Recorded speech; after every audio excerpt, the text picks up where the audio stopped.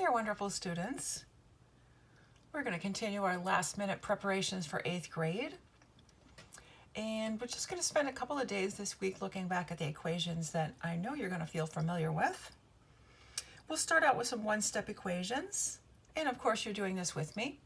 Why don't you go ahead and copy sample number 1, which is y plus 3 equals 41. And of course, we always begin by drawing the line down. And let's see, I've got y plus 3.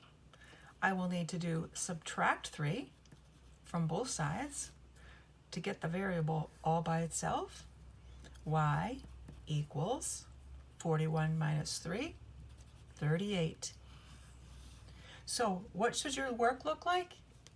Exactly like that. All right, let's do sample number 2. 1 equals x minus 7. Again, we're trying to get that x all by itself. So we need to undo that subtract 7. So we will add 7 to both sides. That zeroes out, and 8 equals x. Again, you know you've done your work correctly when it looks exactly like that. And here we go with number 3. I'm drawing my line down. Let's see, 5 times x. I need to undo that multiplication. I'm going to divide both sides by 5. And remember, we're going to write division with the fraction bar, not a division symbol. So 5 over 5 equals 1. That's why those cancel. And your calculator will tell you that 80 divided by 5 is 16. All right, we're rolling. Let's do number 4. So we can read this as m over 3, but remember that fraction bar, just like over here, means the same thing as division. So this is m divided by 3 equals 11.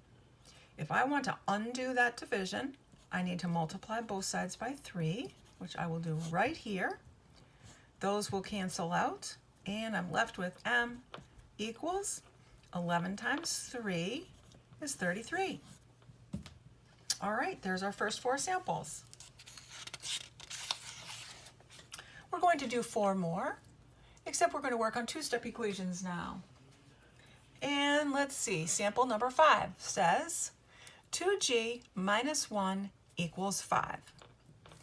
Now remember, if you have addition or subtraction in your equation, you'll want to deal with that first. So this 1, or the negative 1, I should say, is the constant, and that's the value we need to get rid of first. So minus 1, I will add 1 to both sides. Those cancel. 2g equals 5 plus 1 is 6. I'm left with 2g equals 6. And remember, 2g means 2 times g. So we'll undo that multiplication by dividing both sides by 2, and g equals 3. We did it. All right, let's move on to sample number 6.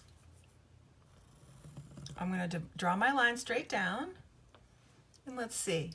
I have a coefficient of 21 and a constant of 4. The constant is the number we always want to get rid of first. So plus 4, I'll do minus 4 from both sides. I'm left with 21k. 21k equals 46 minus 4 is 42. Dividing both sides by 21, and k equals 2. And of course, you can use your calculator on any of this.